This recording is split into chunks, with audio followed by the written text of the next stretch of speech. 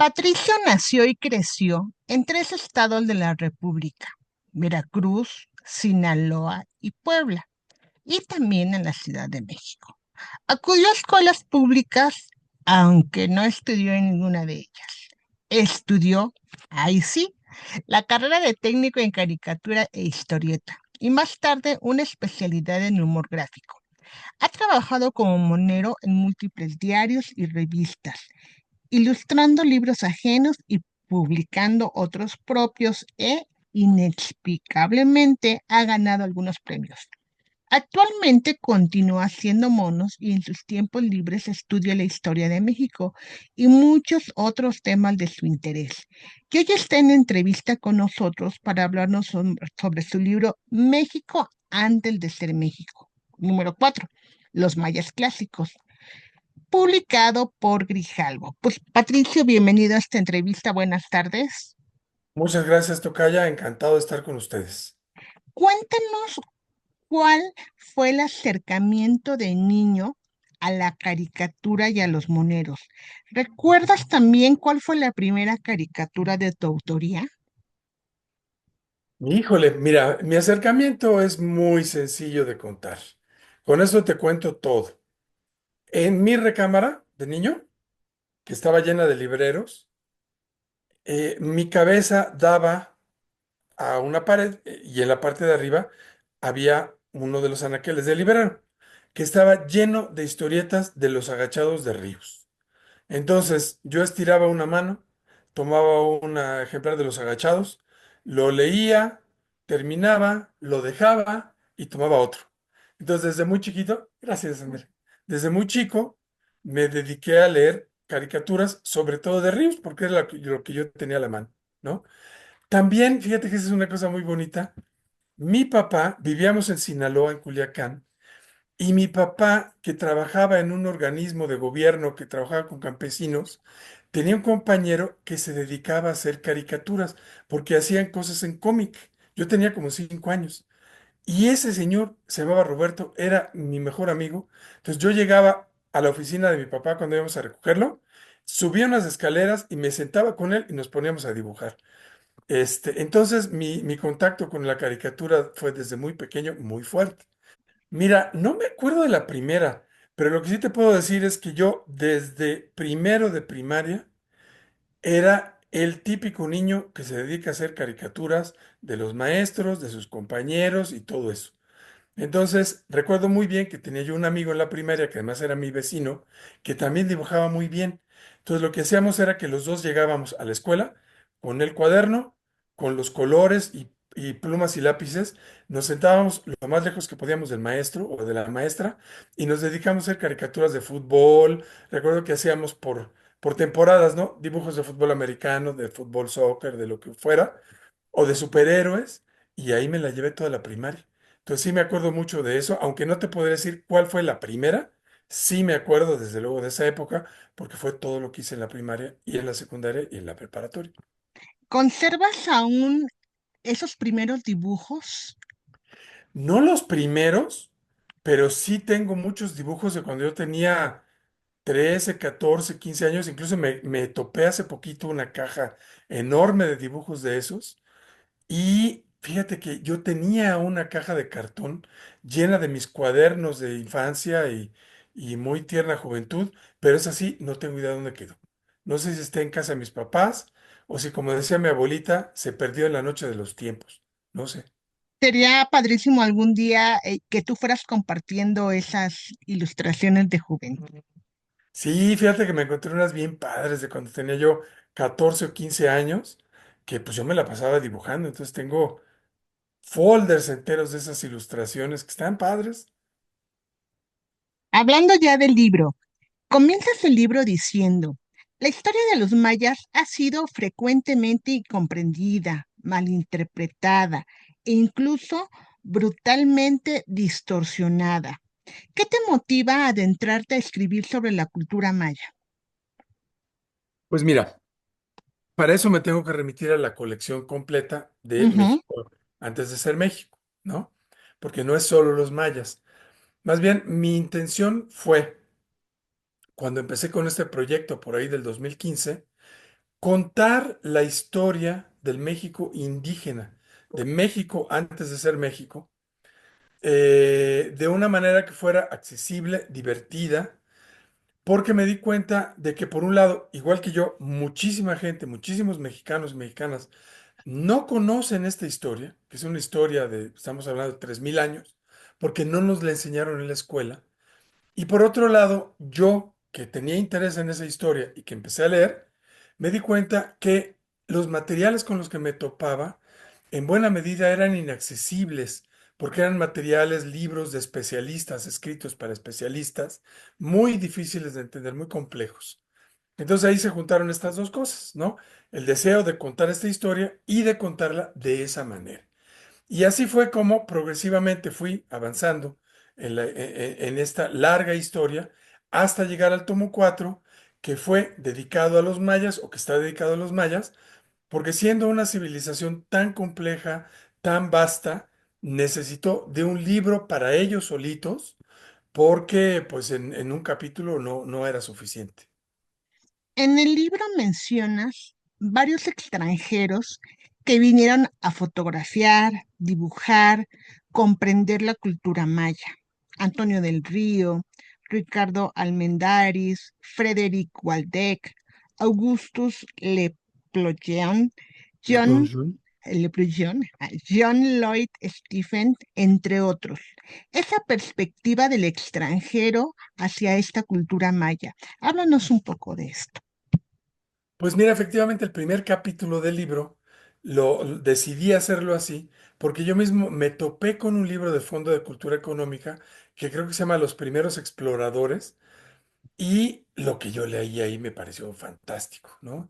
Es una serie de personajes increíbles, de historias increíbles de estos personajes que llegan a América buscando, porque se enteran de que existen estas ciudades abandonadas en la zona maya y llegan, empiezan a explorar y empiezan a limpiar y empiezan a dibujar lo que encuentran y además a generar y a producir teorías y textos que mandan a Europa con sus teorías, que son absolutamente disparatadas y divertidísimas. Entonces yo dije, pues esta historia la verdad es que está muy buena como para que la gente la conozca, ¿no?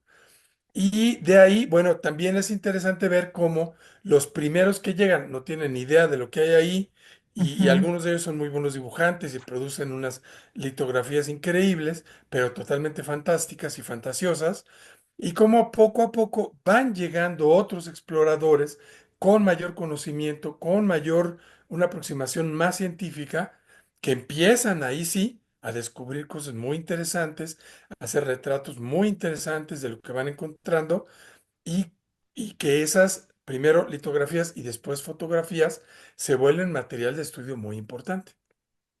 Hablando de los objetos arqueológicos, en 1886, Desiree Charnay se llevó al extranjero innumerables piezas de la península de Yucatán. En ese tiempo no había un control estricto en este tema, que también lo mencionas en el libro. Cuéntanos un poco. Sí, pues fíjate que eso fue algo que yo también descubrí haciendo el libro, porque no sabía, o sea, sí sabía del saqueo, pero no sabía que hasta principios del siglo XX el saqueo era legal, ¿no? Que no había una legislación que protegiera el patrimonio nacional. Entonces, pues sí, personajes como estos que llegaron a explorar las ciudades mayas, pues se llevaron lo que quisieron y además lo hicieron legalmente. Y luego otra cosa brutal que habrás leído tú en el libro es que cómo se llevaron hasta estelas, estelas mayas que cortaron con Ujú, motosierra, ¿no? En ujú. cubos, y que se las llevaron a cantidades de museos en todo el mundo. Y ahora pues vas a diferentes museos, grandes museos en el extranjero, y ves ahí las estelas, los dinteles maravillosos que se llevaron legal e ilegalmente, porque después vino el saqueo clandestino e ilegal, ¿no? Los mayas era una civilización avanzada. Crearon el sistema de cuenta larga, que es la medición del tiempo. Eran navegantes, mercaderes, comerciantes, agricultores de campos levantados. ¿Qué nos dirías de todos estos roles económicos que desempeñaban? Pues mira, yo lo que te diría que es algo que se puede ver a lo largo de este libro y también en los anteriores, que la civilización maya era una civilización muy avanzada, muy compleja socialmente y que pues produjo cosas maravillosas, ¿no? Ciudades inmensas, con una arquitectura increíblemente sofisticada, rica, ¿no? Con estilos arquitectónicos diversos, que produjo mucho arte, que produjo mucho eh, pensamiento y filosofía, me atrevería yo a decir, también muy sofisticada, y que, como todas las grandes civilizaciones, estaba llena de contradicciones, ¿no? Al mismo tiempo que eran grandes arquitectos, matemáticos, astrónomos, arqueólogos, pensadores, que tenían una relación muy directa y muy cuidadosa con la naturaleza y con su religión estaba basada, por ejemplo, en los elementos de la naturaleza. Al mismo tiempo, pues eran guerreros, estaban involucrados en guerras de todos contra todos, practicaban los sacrificios humanos y además sus sociedades al mismo tiempo estaban llenas de contradicciones, de explotación y demás, ¿no? O sea, era una gran civilización que, como todas las grandes civilizaciones, estaba llena de contradicciones. En la mayor parte de los libros de historia se habla de los hombres mayas. En tu libro mencionas las mujeres en el arte maya. ¿Por qué crees que se dedicó tan pocas letras y retablos a las mujeres? Pues mira, como todas las civilizaciones antiguas, eran sociedades, la maya y las sociedades mesoamericanas eran sociedades patriarcales. Entonces, la gran mayoría de los reyes fueron hombres, los sacerdotes eran hombres, los guerreros eran hombres, y las mujeres pues se dedicaban a actividades más tradicionales, ¿no? Como digo, a las que tradicionalmente se, de las que tradicionalmente se encargaron en muchas culturas, que era pues cuidar a los hijos, la casa, la cocina, etcétera. Sin embargo, encontramos en las ciudades mayas que en varias de ellas, en varios momentos, por razones muy particulares, hubo reinas y algunas reinas muy importantes. En el libro yo menciono a Palenque como un Ujú, ejemplo, pero ujú. ayer, por ejemplo, Luis Alberto Martos, mi asesor y amigo especialista en los mayas, me decía que hay en varias otras ciudades mayas hubo ejemplos de reinas importantes. Entonces, eso no es algo común, pero sí es algo que está presente en la cultura maya. Háblanos un poco, que también viene en un capítulo del libro, de Guerras de Estrellas, que ahí lo comparas un poco con Star Wars y todo, porque hay que decirle a nuestros escuchas que el libro está en un escrito así de forma que lo entendamos todo, y haces así ciertas comparaciones también con cosas actuales. Eso me pareció, pues que más fácil de quien lo lea va a entender y aprender sobre esta cultura, ¿no?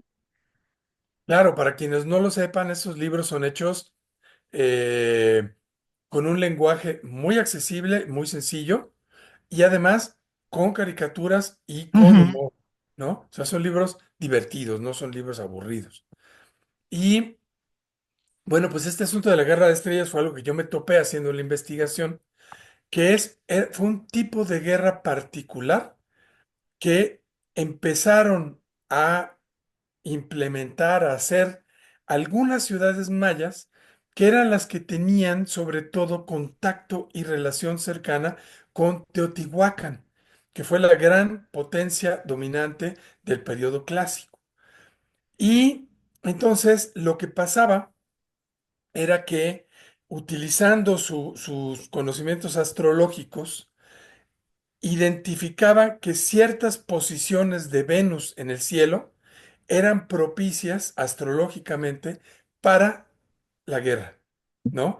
Y entonces en las inscripciones, en algunas inscripciones, en los glifos de las ciudades que fueron conquistadas, que fueron derrotadas en una cierta guerra, aparece el glifo de Venus, ¿no?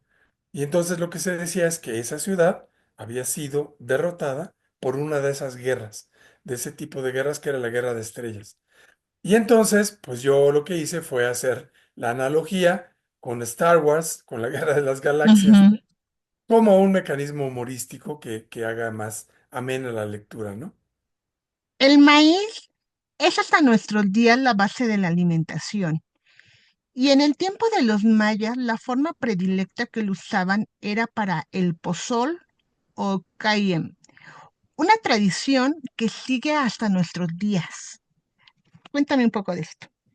Sí, pues mira, eso yo también me lo encontré. Obviamente he ido mil veces a Yucatán y a Quintana Roo, y a Campeche y demás, pero esto yo no lo sabía, esto me lo dijo mi asesor, me lo hizo ver mi asesor. Me dijo que en las rescates arqueológicos en la zona maya no se han encontrado muchos comales. O sea, hay vasijas de todo tipo, pero que comales hay pocos. Y él me decía que esto se debe a que la manera en que los mayas, los mayas, tanto del pasado como del presente, han consumido tradicionalmente el maíz, no es tanto en tortillas, sino en esta bebida que se llama pozol o queyem, que es una bebida que se hace con masa de maíz agrio, ¿no? Y entonces, cuando que en el centro de México, por ejemplo, lo normal es que a la hora del almuerzo tú te haces tus tacos y comes tortillas, allá los campesinos, por ejemplo, más que cocinar el maíz, lo que hacen es diluirlo y tomarlo como bebida en el pozol, ¿no? Y esto a mí me pareció muy interesante. Y ya en el capítulo final del libro, habla sobre algunas teorías del colapso de esta enorme civilización. ¿Cuál fue tu acercamiento a tanta historia, a tantos libros, a tantas veces que visitaste para concluir esto? Mira, en realidad no colapsó la civilización maya, sino colapsaron en diferentes etapas de este periodo, que es el periodo clásico, ciudades y grandes capitales mayas de diferentes regiones, ¿no? Entonces, por los cambios sociopolíticos, económicos y también por otras variantes y variables que describo en el libro, que eran tanto climáticas como sociales, etcétera, eh, caen, ¿no? Colapsan estas grandes capitales y entonces hay migraciones y hay surgimiento de nuevas ciudades y así. Y pues mira, o sea, desde luego mucha de la investigación ha sido bibliográfica y videográfica, porque también he visto muchos coloquios y videos y de todo en YouTube y en las redes. Pero sí, pues desde que era yo muy chico acabo de encontrar un álbum fotográfico en casa de mis papás. Mi papá murió hace no mucho y me encontré un álbum fotográfico muy bonito de una visita que hicimos cuando yo tenía como 14 años, que mis papás nos llevaron a conocer todo el sureste, así todo Veracruz, bajamos hasta Yucatán y vimos pues Chichén Itzá, Tulum, todo eso. Y pues fue maravilloso, ¿no? Y desde entonces yo quedé marcado con esta historia y he regresado una y otra vez a sitios de todas las culturas. Siempre que voy a algún lugar, lo primero que hago es ver qué hay cerca para ir a conocerlo, ¿no? Y pues eso me ha dado un conocimiento, digamos, directo de estos lugares, pero el entendimiento ha provenido desde luego del estudio. Pues México antes de ser México, tomo 4 y los tomos anteriores ya se encuentran a la venta. Si quieres mostrarnos algunas ilustraciones para que Y mi sí, ya público... está aquí el libro, mira. Ajá. Esta es la portada del tomo 4. Aquí está. El que vemos en la portada es un rey de Tikal. Y como podrán ver, el libro es un libro que está profusamente ilustrado, ¿no? Lleno de caricaturas, ilustraciones de arqueólogos y arqueólogas, también de imágenes de los códices, de los murales en las diferentes ciudades mayas, muchos mapas para que se ubiquen fácilmente en el territorio, en fin, ¿no? Como podrán ver, pues hay muchos dibujos, caricaturas mías como esta, en donde hago chistoretes. Entonces, yo creo que no se van a aburrir. Aparte, lo podemos encontrar impreso o en ebook o en audiolibro. Exactamente. En Patricio, audiolibros sí no garantizo que tengan dibujos, pero sí lo pueden encontrar. cómo te gustaría ser recordado en un futuro? Híjole, pues la verdad es que no lo he pensado. Mira, más bien no se trata de que me recuerden a mí, ¿no? Sino que, pues yo espero y desearía que lo que quede es esto, ¿no? Que Cuando queden los veas libros, una que queden las caricatura, historias. Sí, las caricaturas, identifiques, mis ajá. caricaturas, pues ahí quedarán en el ciberespacio. Mis libros quedarán o publicándose o en las librerías de viejo, mis novelas también. Entonces, sí, más que yo creo que lo que quisiera que se siga leyendo y que siga recordando en el futuro serán mis libros. Patricia, ¿dónde te podemos encontrar en redes sociales? Pues mira, en casi todas las redes estoy como Patricio Monero, en Instagram, digo, en Facebook, en Twitter o X estoy como Patricio Monero y en Instagram estoy como Monero Patricio. No sé exactamente por qué, pero estoy al revés. Patricia, yo agradezco mucho tu tiempo para esta entrevista. ¿Te gustaría agregar algo? Pues nada más que los invito a comprar los libros, hay cuatro. Están disponibles los cuatro y están muy fáciles de comprar, no son caros y los pueden encontrar tanto en el sitio de Random como en las grandes tiendas en línea, en las librerías. Entonces, pues a mí me encantaría que los leyeran.